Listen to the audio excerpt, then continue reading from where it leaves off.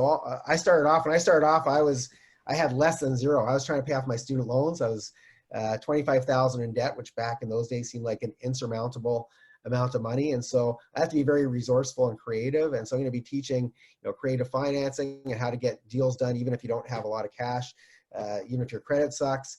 I'm going to teach you how to do all that. And basically no money or very low money down strategies, such as overages. You need very little cash to get started with that. The tax deeds, once they open up again, like I said, I've had students pick up single family homes for $7,000. I've had them pick up vacant lots, empty lots for like, $500 and go and flip it for $5,000.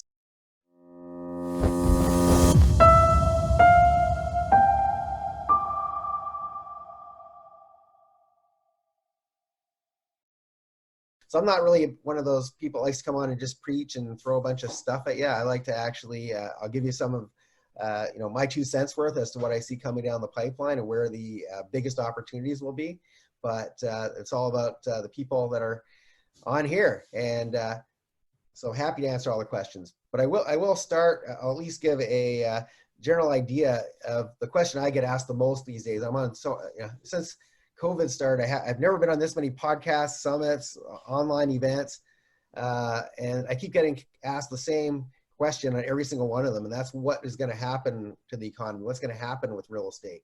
And what I see coming down the pipeline, unfortunately, is and fortunately, depending on how you look at things, it's going to be the greatest wealth transfer in history, in my opinion, because you can't just shut down the global economy and think that everything's going to be the same as when you left it. And obviously, we're seeing right now a lot of bankruptcies on J.C. Penney. I mean, companies that have been around for forever, and and then the mom and pop operations. All these restaurants that shut down that probably will never reopen.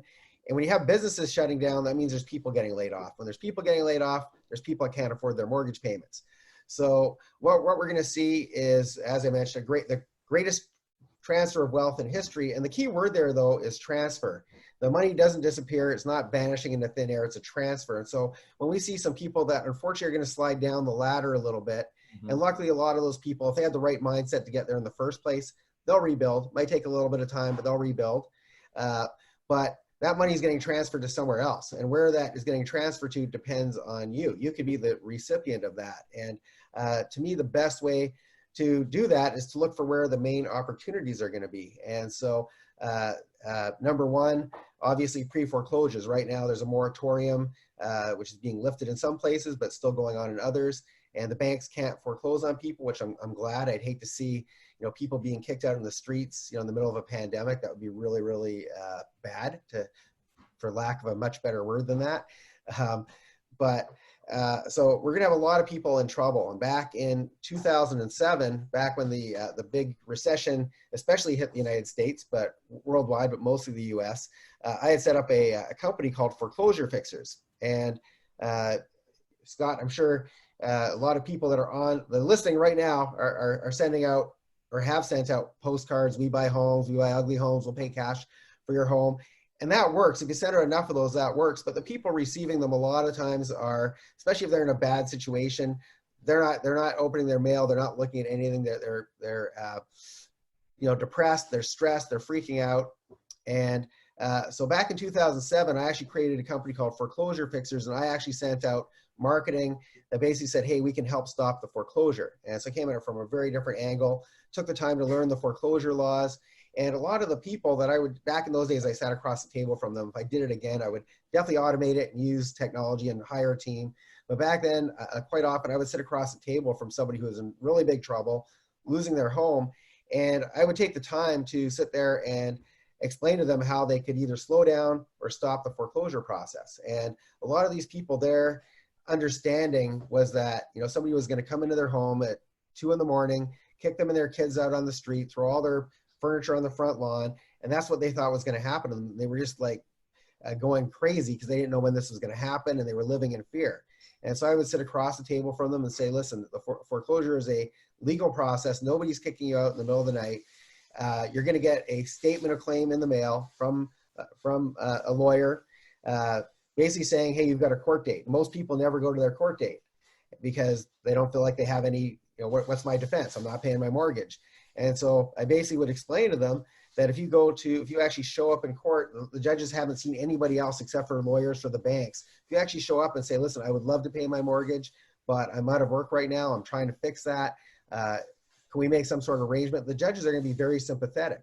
So the first thing I would do is I would go and calm them down, let them know nobody's kicking you out of your home. And then I would come up with solutions for them. Sometimes that solution would be, sometimes bad things happen to good people. And right now we're seeing a ton of that. I mean, nobody chose to have a pandemic and lose their job. So people that previously were very good with money aren't making their mortgage payments. And so for people like that, a lot of times, once they get working again, they can afford to make their payments again. They just can't get caught up on the arrears. And for them, I'd become kind of a hard money lender for them. I'd loan them some money, help stop the foreclosure, and they would pay me back in installments, and win-win. For some people, they would be in trouble even if there was no pandemic going on. And sometimes people like to live beyond their means. And people like that, I would sit across, as I was sitting across from them, I would say, you're going to lose this home no matter what. You can't afford, there's nothing we can do to save this. You're going to lose it. And so I would give them what I call a soft landing. And a soft landing is, instead of trying to take every single penny out of the deal and leave nothing for them and leave them homeless on the streets, I would actually go and make sure that they had, even if they had like very little equity, I would make sure that they had enough money for a damage deposit, several months rent, food money, etc. And then I would help them find a place. I'd have somebody on my team find a place. Sometimes I put them in one of my own places. Sometimes I do a rent to own for them, help them get back into home ownership down the road. And the great thing about that is when you create a win-win for people like that, once again, a lot of vultures like to go in and take every penny out of the deal and get that home run, to use a baseball terminology, because I know I can tell you're a fan. But instead of taking every penny out of the deal to get that home run, what if you leave something on the table for them? And guess what? If they lost their job, they used to work with 10 other people that just lost their job, and then they're going to send 9 or 10 other deals to you. And so one really good strategy coming down the pipeline, definitely pre-foreclosure. These people that haven't lost their homes yet, but they're in trouble, they're on a bad trajectory, learn different ways to help them and create a paycheck for yourself. And there's lots of other things you can do with that. If you don't, a lot of people, if you don't have the cash, wholesale, find these people in trouble, put it under contract, wholesale it to somebody else. Lots of different ways to play with that. So that's one strategy that I think is, I know is going to be extremely lucrative, but more important, just a lot of people needing our help. On the other side of the equation, there's also, as you know, I specialize in tax liens and deeds. There's going to be a lot of people who, unfortunately, we can't save everybody, and they are going to go through the process. They are going to lose their homes. And for those of you who don't know, a tax deed is if somebody hasn't paid their property taxes in a number of years, eventually their homes go up on the auction block, and for pennies on the dollar. I've had students pick up single family homes in Houston, Texas for like $7,000, just to give you an idea how cheap these homes sometimes go for. And the auction, my favorite auction, takes place in Harris County, which is a greater Houston area. And I know you're a Texan, so you know what I'm talking about. And that auction's been shut down now for like 5 months, I believe. And are you allowed like groups of 10 right now or something? Or very small groups? Yeah, Houston has done a weird thing where they will allow groups of 10 or protests, I think, of the 100 people. So if you have a tax protest, I think you can have it happen. Yeah. So anyway, these auctions attract, several hundred people. So it's going to be a little while before they open. So as you can imagine, there's a whole bunch of properties that would have got, several thousands of properties that would have got auctioned off over these past 5 months. Plus you have a moratorium. Plus at these same auctions where they have these tax deeds, they also have foreclosures. And so these are the bank-owned properties, and that's been shut down. And so, tens of thousands of properties have not changed hands. Thousands of properties that would have been foreclosed on, there's that moratorium. So obviously there's going to be a huge glut of properties in the foreclosure space, in the tax deed space. And once again, that word pivot gets used an awful lot these days, but for people that are doing a certain strategy, it's time to pivot. And I know notes are going to be very big too going forward, because whenever you have foreclosures, there's the opportunity to purchase these either performing or more often non-performing notes. And I know that's your area of expertise, but you need to switch your tactics at times, because as the opportunities switch, if you're not moving with it, you're missing out. Another really cool strategy tied to all this stuff that we've been talking about so far is something called overages. And a lot of people don't have a clue what that is, so I'll explain it. An overage, when you go to these auctions, if the opening bid, let's say, is $5,000 and the property sells for $50,000, first $5,000, that belongs to the county fair and square. That's for the back taxes. That additional $45,000, and most homeowners have no idea, that additional $45,000 is actually owed to the previous homeowner. And the county makes very little, if any, attempt to reach them, because that money, there's a what do they call it, statutory limit. There's a certain amount of time that people have to reclaim that money, and if they don't, then the county gets to use that as their slush fund. And so they don't really want to give up those funds. And so a really cool strategy, and this is also great for people that don't have a lot of money to invest, to buy properties, is you go and track down these people and say, hey, listen, I know somebody owes you $45,000. If you're willing to give me 20%, 30%, 40%, whatever you negotiate with them, you've just created a win-win. This person just lost their home. They probably are, in a lot of cases, penniless. And you approach them and say, I know somebody owes you $45,000. And if you're willing to give me, power of attorney, I'll go get that money for you. That's a great win-win.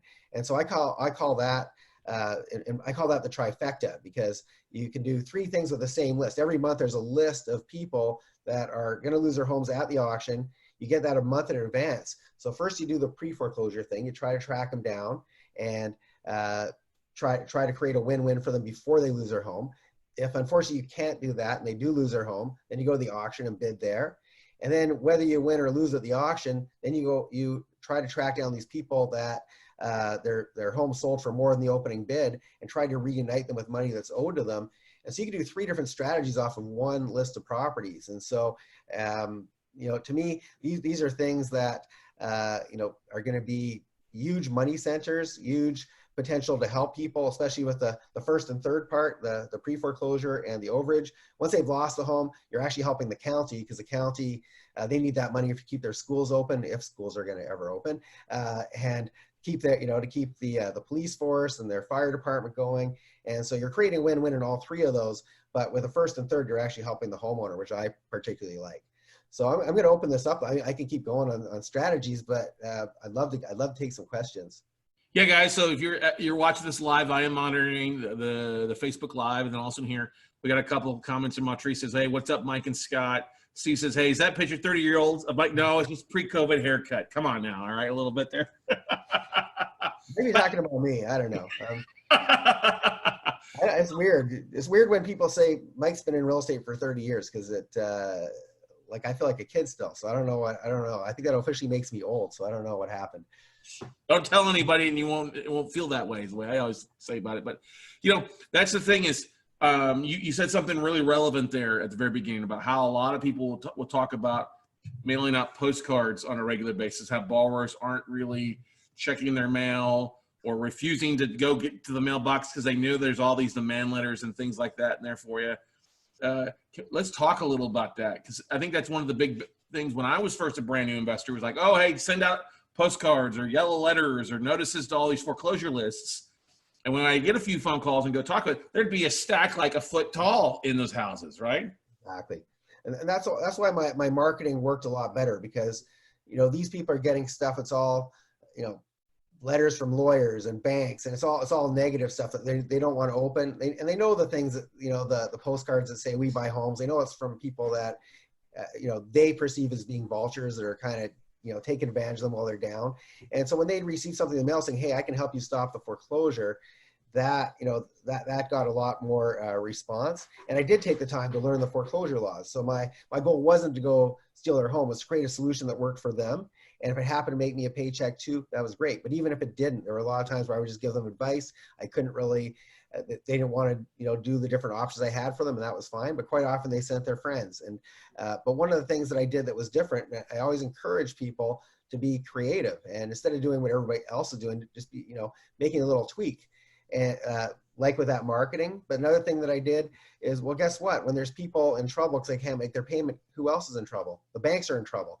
And so I would go to a lot of private lenders and hard money lenders and say, hey, listen, I know you can't necessarily give me all your clients' information, but you can certainly pass on my information to them, and I can help create a win-win.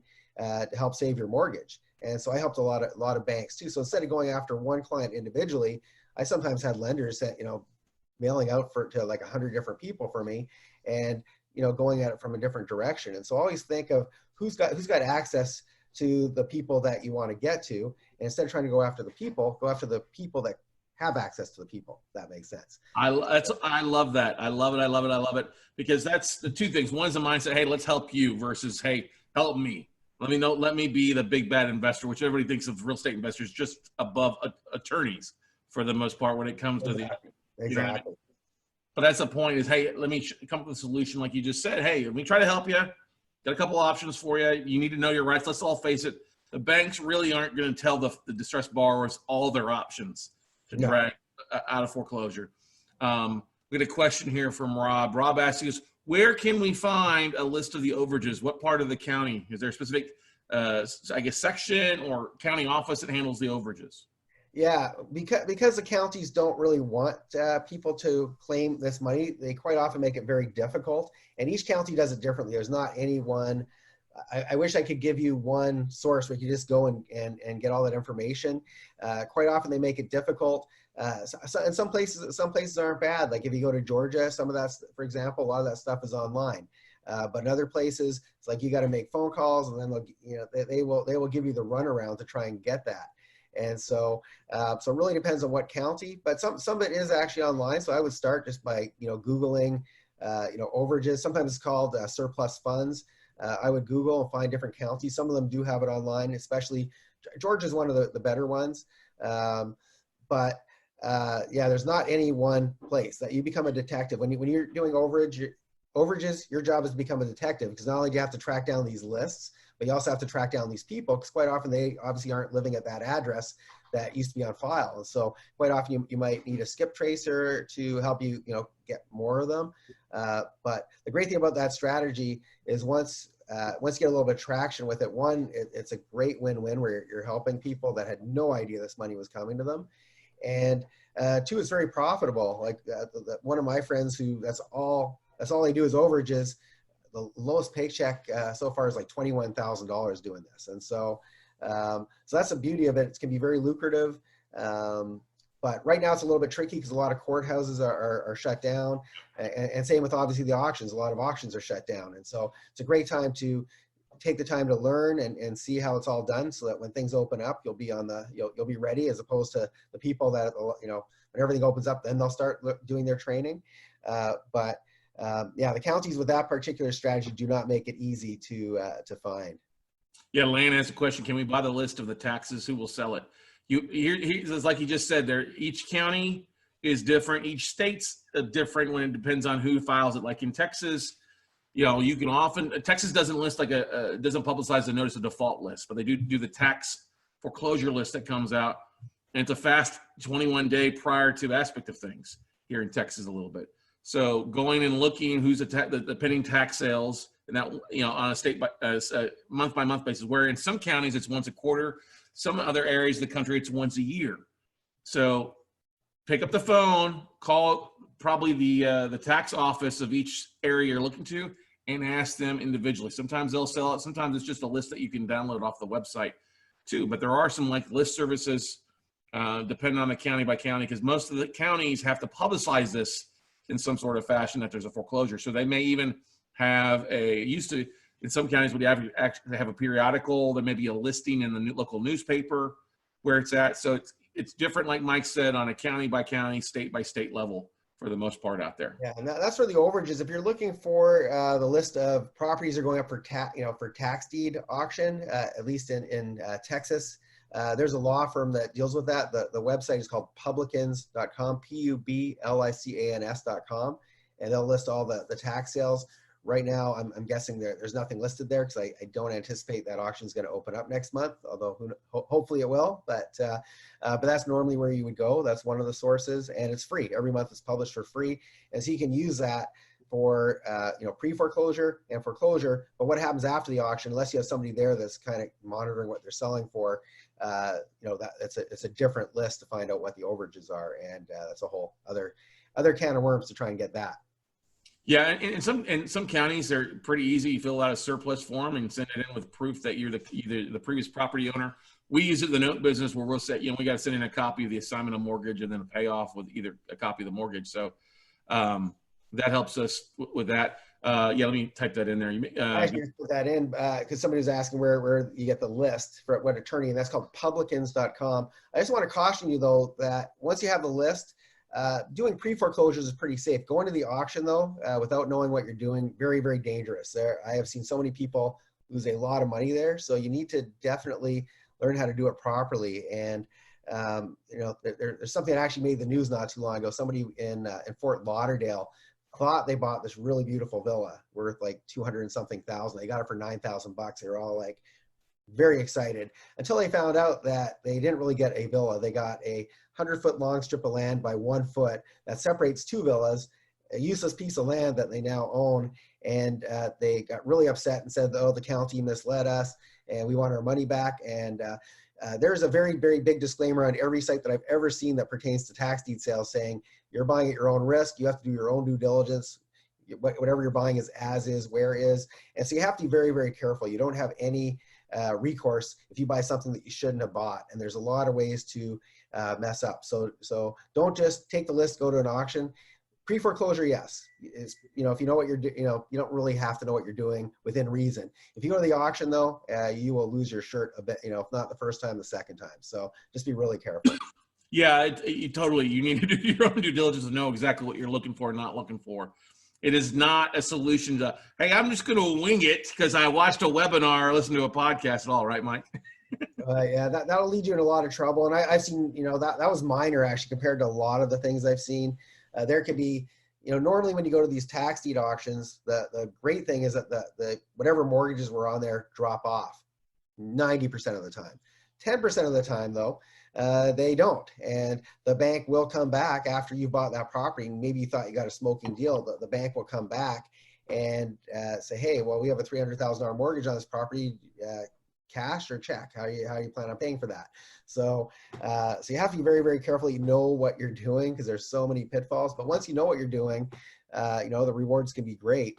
But I'm just thinking of all the I've seen people win at these auctions, and then the next month they come there and I've actually seen people say, hey, you know what, I'm just leaving town. I won this property last month. If you want, I'm just taking off. So if you want this, giving away properties for free because they actually bought a liability, not an asset. And so be really careful whenever you take over a property. Whenever there's ownership, there's liability, and you're taking on the previous owner's, liabilities if there's anything on there. And so quite often that's why, well, not quite often, but once in a while, that's why the properties are going for auction. Like one good example is, we see a lot of vacant lots there, and maybe that vacant lot at one point had a gas station on it, and now it's contaminated. And to make that land, bring it back up to code, $50,000, $100,000, and you might get that land for almost for free, thinking, hey, well, how can you lose? Well, that's how you can lose, because whatever liabilities are attached to that are now yours once you own it. And so just be really careful with that. So, but using the list for pre-foreclosure is a great strategy. And like I said, if you know how to do basic wholesaling, you know how to do a basic flip, that's a great way to do those. And also, once again, I love to teach people how to ethically invest and how to help the other person on the other end of that deal. So if you go in there, always trying to make it a good deal for that other person, and you still get a paycheck, those people are going to, a lot of people when they're on their way down, they're going to come back up eventually. And if you're smart and you keep in touch with them, give them solutions, work with them, they're eventually going to be a client on the way back up, and you're going to make way more sales, way more paychecks that way than getting that home run. And so they'll also send their friends. And I've seen that over and over and over again. Yeah, it's definitely a good point there to work out with people, because people that are difficult are often surrounded by the people that are also facing or have bad lending habits or bad housing, or are working with people that have been laid off or been shut down. So, I'll give you a great example. I was dealing with a short sale that was, the bank was Everhome out of Florida, or Everbank. And I got finally the person in charge of the short sale department to talk with them a little bit. I said, okay, what's going on? We came to a conclusion, and I said, well, how are you doing? She's like, oh my gosh, it's just a tough time to be living in Tampa. I was like, oh, are you struggling? Because yeah, I have a house. I need somebody to help negotiate my short sale. The head of special assets. And I was like, okay, I'd be glad to help. So we helped her. And then she like referred me to all 12 people that worked in her department were all also upside down on their mortgages that need help with that therefore. So yes, people are surrounded by problems a lot of times. So we got a couple. Usually, people are they're in the same boat. They're hanging with other people in the same boat. And right now, we're seeing a lot of businesses that are shutting down or just aren't going to reopen. And that's going to be that's going to be the biggest problem for most people, is that they just, they don't have employment anymore. And, some of these people find other employment, they'll reinvent themselves, they'll find something different, and they'll be able to make their payments, but they may take them a while to be able to catch up on arrears. And that's an opportunity to be a lender. Some of these people will, they're going to be depressed. They're going to be not in a position where they're even, really thinking straight and trying to move forward. And they need our help to, make decisions for them and help put them in a, like I said, give them that soft landing and have, finally have somebody on their side. Cause like I said, they're surrounded by negativity and people just try, that are after them for money and making all kinds of mean phone calls and lawyers. And so they're in a really bad spot. And if you go there and you lend a sympathetic ear and give them some solutions, great win-win possibility. Yeah, exactly. Got a comment on here that Publicans is comprised or as an invalid certificate. It's just got an invalid certificate there. I'm going to post a link here to what the Leinberger Law Firm, which is the firm that handles most of that. That actually forwards to lgbs.com. I always remember Republicans. I've been doing this a long time. So back in the day, that was the only, now it's switched. You're 100% right. I know it as Publicans. Yeah. So I always forget the other one. I always forget the initials. So thank you for putting that. Yeah, no problem out there. But question here from Rob. He goes, so go to the auctions to hear the opening price and closing bid. Overage is the between. Not always, Rob. You got to realize, yes, if it bids, starting bid is that usually what is minimum to owe the tax auctions. And then whatever gets bid above that, would either A, go back to, if there is a mortgage on the property, it's going to go, that money would go to the bank. First lien holder or second lien holder on there, in case we'll see that we'll force it to auction and pay the taxes at the auction and then take the property back that way. Or if it goes above what's owed the first thing, there's also a tax overage that goes out there. So you need to get a little bit more training. It's not as simple just showing up and listening. You need to know what's going on with that specific property and that specific asset will be different there. I was just gonna say, Rob, the other thing is that's a very lengthy process, because these auctions go for hours and hours and hours. It goes all day, so you don't want to just sit there doing. You might want to hire somebody, but a more efficient way is to find out what part of the county actually keeps track of this and how you can get those lists, because you don't necessarily only want to do it close to home, because you're doing most of this on the computer, over the telephone. It's not stuff you have to do in person. And so I would pick. There's certain parts of the country where it's actually illegal for you to help somebody else get that overage. There's some other places where it has to be an attorney, in which case you can track down these people, maybe and you can hire the attorney. But there's some places where there's low-hanging fruit. And so you want to, you don't necessarily have to go and fly there and hang out at the auction all day. There's much more efficient ways to do that. But you do have to do a little detective work up front. Once you figure it out 1 month, then you're golden for the rest of your life, until they change it up, make it more difficult again. But the good, you don't want to spend your whole day at auction just recording all that. It's just it would be a very lengthy process, and you could be much more well served spending your time doing other strategy. Yeah, exactly. There's some counties like Florida does a lot of their stuff online that you can log in and take a look there. Oftentimes you've got to register. Yeah, if you're a property owner in a specific county, you've got to register that you don't owe back taxes, because they won't let you bid if you owe back taxes as well. Sure. So there's a lot of moving parts to it versus just showing up and, hey, I'm ready to rock and roll, baby. Exactly. The thing with any type of property, everybody out there, you're going to need to check title, checking title, pulling values, whether it's online values initially or actually having a realtor pull comps or paying for a BPO.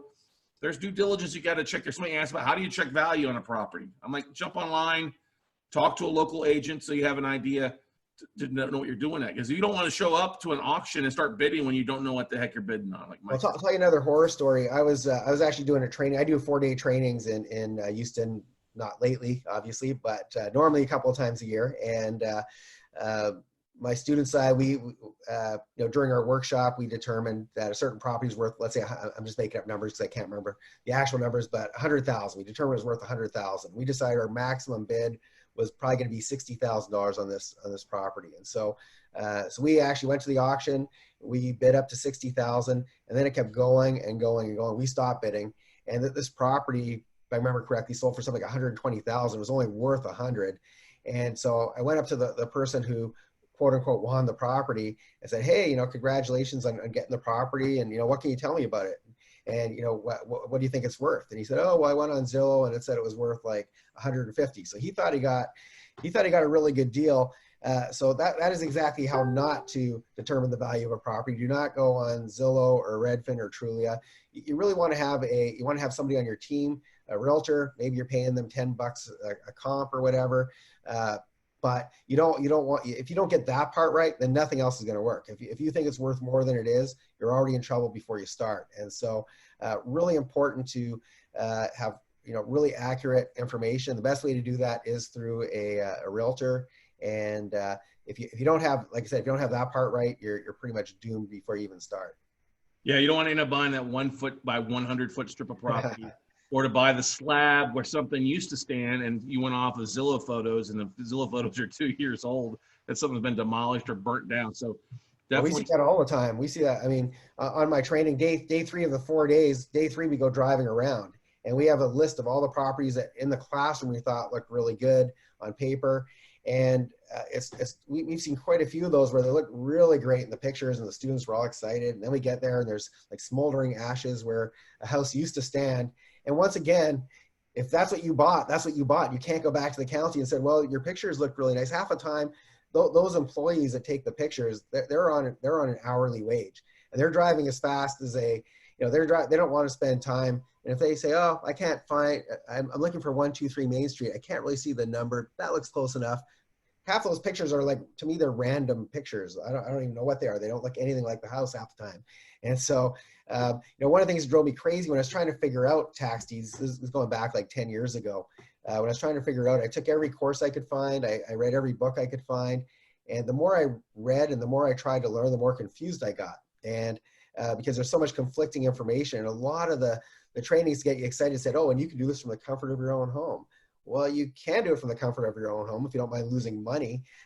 And that's what they said is go look online go on Google Maps and look at the pictures online, and nothing could be more dangerous than that because you don't know when that picture was taken. And so you have to have people on your team. That's one of the things that I do. I don't live in Texas.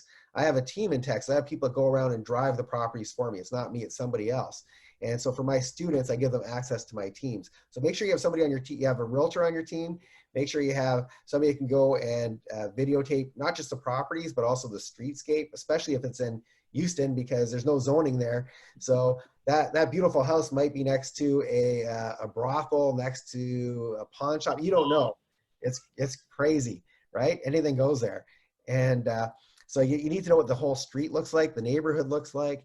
And then I actually have somebody on my team who actually goes to the auction on behalf of my students. So you don't necessarily have to live in the place where you're doing this stuff. You just have to have a solid team on the ground, and it's much more efficient to have other people doing most of the heavy lifting for you anyway. Mm-hmm. One of the great things, I love what you mentioned a little bit earlier about private lenders. And there's often, you'll see at the foreclosure lists, stuff like that, public lenders, where it's not a bank on the name, it's actually somebody's name, or it's a, Quest Trust for the benefit of Mike Wolf out there. Those can be some really great leads to find some private deals, but also find private money lenders to fund on your next purchases too, right, Mike? Oh, absolutely. Absolutely. And the great thing about these auctions, by the way, is that when you go to the auction, and this isn't for every county, I'm talking specifically now, Harris County, and I think most of Texas, you actually have to have the cash physically on you and or bank drafts. You can't say, oh, I'm going to get a mortgage and there's no conditions. You have to buy it as is. You have to have the cash physically on you. So it's a great way to find potential money partners. It's a great place to find lenders. The people that are there, the serious ones, there's a lot of people there that will never get a property. They don't know what they're doing.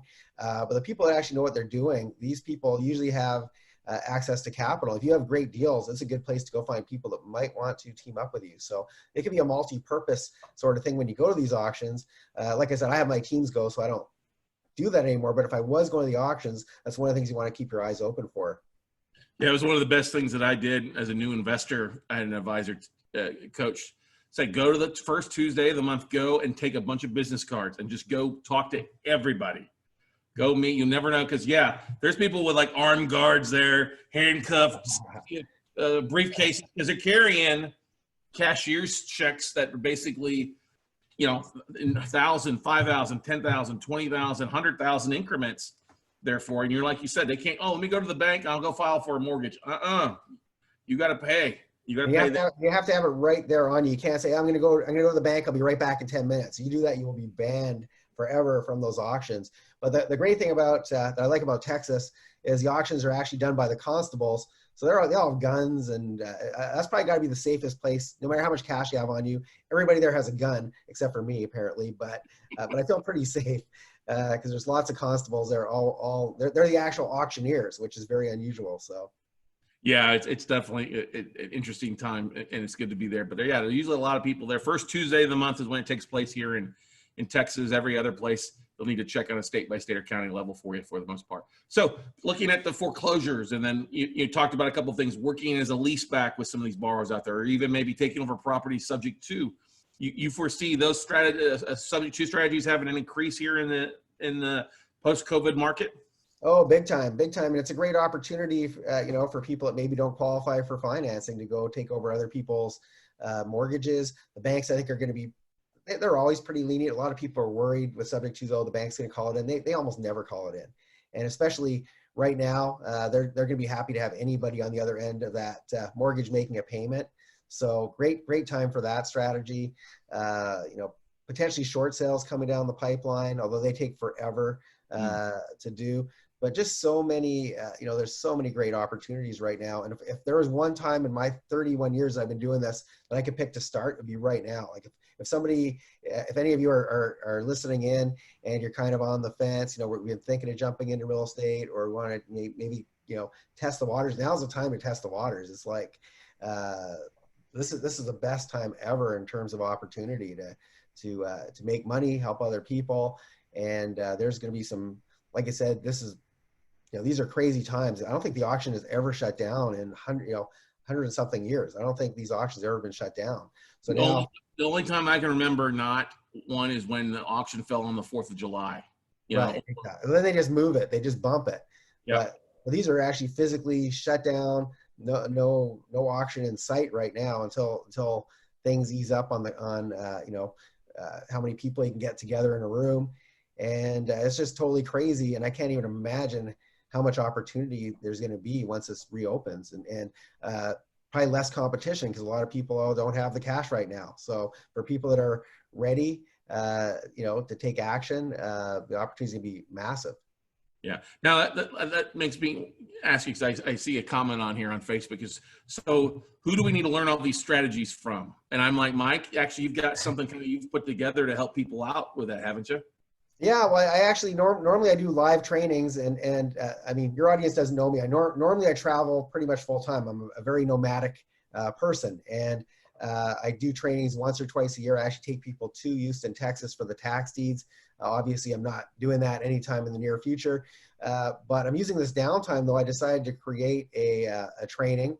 It's 3 days long, and it happens to be this weekend. It's Friday, Saturday, Sunday, August 14th to 16th, and teaching some of the best strategies that, if you want to really take advantage of what's coming down the pipeline and, be on the good end of that transfer of wealth, that's the stuff I'm teaching. And I've decided to make it very, very affordable. It's $97 for 3 full days. I'm teaching all my best stuff. And I won't be teaching, by the way, just to clarify, I won't be teaching tax deeds in full, because that in itself is 4 days. So if I focused on that, it would take up all 3 days and we still wouldn't finish, because there's a lot of things you need to know. But I will be teaching you the basics of that. We'll be teaching overages. We'll be teaching everything from subject to, as Scott mentioned, subject tos, wholesaling, pre-foreclosure. I'm going to be teaching the actual steps I did to get people to call me that were in trouble, how I had the banks sending people to me, And you know, how I funded those deals, I especially back in those days, I didn't have the amount of cash that I have available these days. And but I get other people, I'm going to be teaching how I got other people to fund those deals, and I got to be kind of in the middle of it. So lots of really cool strategies, lots of stuff that actually all of it that you can do right now, a lot of it pertaining to you know, basically no money or very low money down strategies, such as overages. You need very little cash to get started with that. The tax deeds, once they open up again, you know, like I said, I've had students pick up single family homes for $7,000. I've had them pick up vacant lots, you know, empty lots for like, you know, $500 and go and flip it for $5,000. So, I started off, when I started off, I had less than zero. I was trying to pay off my student loans. I was 25,000 in debt, which back in those days seemed like an insurmountable amount of money. And so I have to be very resourceful and creative. And so I'm going to be teaching, you know, creative financing and how to get deals done, even if you don't have a lot of cash, even if your credit sucks. I'm going to teach you how to do all that. And so, and I've decided to make it very, very affordable, because these days I've been getting a lot of calls from people that I always get emails from people saying, hey, can you help me? I'm thinking of selling my home. What do you recommend? I get real estate questions, but lately I've been getting a lot of people that are normally very strong people to say, hey, I'm scared. I'm just seeing a lot of people that are in a very different frame of mind that I'm used to seeing. And so I want to help as many people as possible. And I really want to help, want to train as many people to invest ethically, so we can go help as many people in trouble as possible, but also to make a paycheck as you do it. And so $97, August 14th to 16th. And I'm going to be teaching all my best stuff, but I just want to, you know, be transparent that I can't teach you the entire tax deed strategy. I'll be teaching everything else but that in great detail. Mm-hmm. Well, you'll go over a little bit, like you said, but you can't. It's like note investing. You can't learn note investing in a 1 day or 2 day. You got to really dive deep into it. So you'll talk a little bit about it, but not the deep end aspect of it. So Rob that asked that question out there, thank you for asking that. But I'm never going to teach something where I give people enough information to make them dangerous to themselves. Like if I give you a little bit of information and then you go and think you know what you need to do, and then you go and screw up, you're going to lose a lot of money. And so I'm going to, so that comes with a disclaimer. I'm going to teach you the basics. And if that interests you down the road, when I do my live trainings again, and I may do it online instead, the tax deed training, I'd love to have you there. And but in the meantime, this is a great way to see if it's something that interests you. And I'm going to teach you a whole bunch of stuff you can do right now. The auction's already even open, so even if I taught you it, you know, if it opens in 4 months from now, you're going to lose that momentum anyway. It's better to take your training right when you're getting ready to jump in. So I'm going to teach you stuff that you can do right now from your computer. You don't have to even go. You don't have to go look at homes. I haven't looked at homes. I don't know about you, Scott. I haven't looked at a house in so many. I can't even remember the last time. So. You know, the last time I did was actually 2 summers ago. I actually was buying a portfolio in Michigan. And I was like, I haven't been in Michigan forever. Let's go. And so I actually flipped, but I hit 50 properties in a 3-day period. You probably caught a couple of baseball games too, right? Yeah, I did. Exactly. I got to have fun, brother. You know me. Got to have fun. Absolutely. But that's the point is there's so much to do. And I love that you just said that, hey, you show people how to do this from others stuck at home still, to be looking at and discovering deals out there in a variety of fashions out there. And $97, that's a great price point. It's affordable for everybody. It's enough skin in the game that they're going to be serious and show up for them. Free has no value. We know that, right? Nobody wants to show up when it's free. But it makes it worth your time out there, even though you charge a lot more for different classes. Like same way I charge a lot more for classes, but you know, hey, a starting point, let's get you started and at least get you, see if it's a fit, see if you can dip your toe in the water and see if the water's warm, right? Well, yeah, the other thing is, you know, it's a great there's a lot of great opportunities out there. Tax deeds isn't one of them yet. It will be very soon. When the auctions open up again, absolutely, it's going to be massive. But right now, why not make some paychecks? And then with those paychecks, you'll be able to afford to come to my live training. Because I do very, very small groups. Normally when I do live events, like 10 to 20 people, that's it. And I make it as a very boutique operation. I don't want to work with 1,000 people. And the reason for that is I actually give my students access to my teams, and my teams can't handle, I want to be able to over deliver to my students. And so my teams have to be able to handle the volume that I'm bringing there. And I have to be able to handle the volume because I also give, my students have access to me, and that's why I do small groups. But because we're doing it on Zoom, it's like I might as well train as many people as possible, because these people aren't, that you're not going to get access to my teams. But I'm going to teach you how you can go build your own teams, how you can go find your own do these strategies from home. And I'm going to show you how to make some money. And then when I do my next live training, you'll already know me, like me, trust me, and then you'll be ready to work on a bigger level with me. And so, so it's really this is kind of the buffet where you get to learn a whole bunch of different strategy from me, see if I'm a good fit for you. And if I am, great, I'd love to work with you. And if I'm not, Scott's also a pretty darn good trainer. But no, Scott and I are going to be actually doing a bunch of stuff together here in the coming year and cross promoting each other. Yep. And I'd love to work with more of Scott's students and vice versa. So I appreciate that. Yeah, same here. And that's everybody should know this, that we don't bring on a lot of stuff. We stay pretty focused on the note business, but I like what Mike is doing. I love how Mike teaches, so that's why we're doing something a little bit more generic than note investing. Bill asked a question here. Bill Griesmer out of Columbus, actually Cleveland area, Ohio. We'll just say Ohio. I'm in Ohio. Yeah, he's a big Cavaliers fan. He goes, is this recorded to watch another time, Mike, if we can't make it all 3 days? It is. So if you sign up and you can't make all 3 days, I know it's pretty short notice, you're going to get the recordings of it. And even if you are there all 3 days, which I recommend, because we're going to have prizes and we're going to have, it's going to be a lot of fun. And you can, Q&A, you can pick my brain for 3 days long. But if you can't make it for whatever reason, we'll get you the recordings. And then I recommend, even if you are there all 3 days, though, rewatch it. Like, pick the strategies that you like best. I'm giving you a buffet of strategies. But then afterwards, go back and hone in on one or two. Don't try to do 100 different things. Pick one or two, do them well, master them, then go on to the next one. And so I recommend that you watch the recordings even if you are there live. Yeah, guys. The website is bit.ly/Wealth Mastery Bootcamp, where the first letter in those words is capitalized. Wealth, W is capitalized, Mastery, M is capitalized, and B for Bootcamp is capitalized there for you too. And the link is in the chat roll on Facebook there.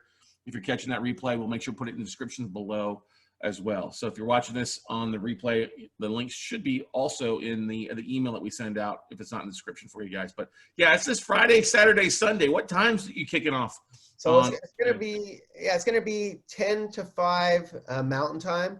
We're always going to start right on time at 10. I do not guarantee we'll finish at 5 because I tend to go way over time. So I've done this only once before online. I'm pretty new to this online training.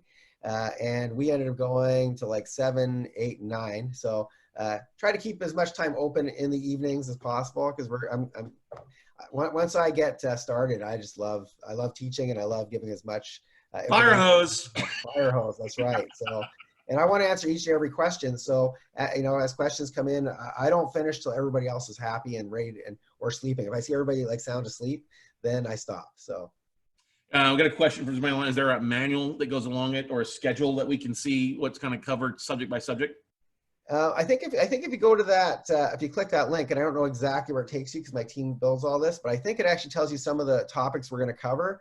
But I don't really have a manual per se. There will be some PDFs, and there's going to be a section once we get online where I'm going to be posting some of the tools that I use, for example. But I don't have anything to send you right now. But I can just tell you that the topics are, basically the things that I believe are going to work for you right now. The stuff that you can do right now while you're hunkered down, while you're stuck at home, without having to look at properties. And so here we go. That's some of the stuff we're going to cover there. So good job, Scott. I'm glad Scott knows how to work all this stuff. This is great.